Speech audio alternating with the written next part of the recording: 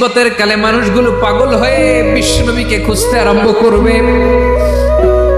সবাই মিলে বিশ্বনবীর কাছে যেয়ে বলবে, ইয়া রাহমাতাল লিল আলামিন, ইয়া খাতামান নবীন, রাহমাতাল লিল আলামিন। দেখেন আমাদের কি অবস্থা, কি কঠিন বিপদে আমরা আছি, দাঁড়াতে পারি না, সূর্যের আলোতে ঘেমে হয়রান। আজকে কেউ সুপারিশ করতে পারবে না।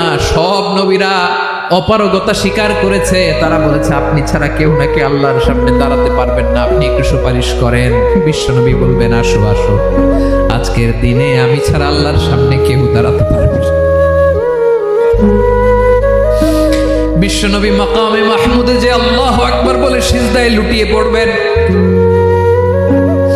আল্লাহ রাব্বুল আলামিন বিশ্বনবীকে এমন কিছু চমৎকার শব্দ শিখাবেন, ওই শব্দগুলো দিয়ে আল্লাহর প্রশংসা করে বিশ্বনবী কাঁদতে আরম্ভ করবেন।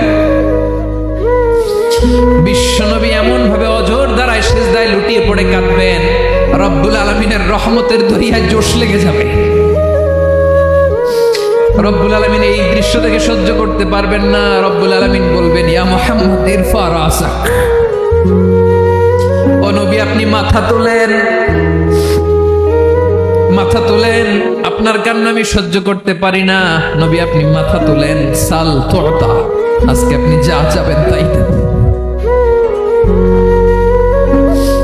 নবী আপনি সিজদা থেকে মাথা তুলেন, সাল তুতা, যা চাবেন তাই দেব। ওয়াশফা তুশাফা, যার জন্য সুপারিশ করবেন তার সুপারিশ কবুল করে নেব।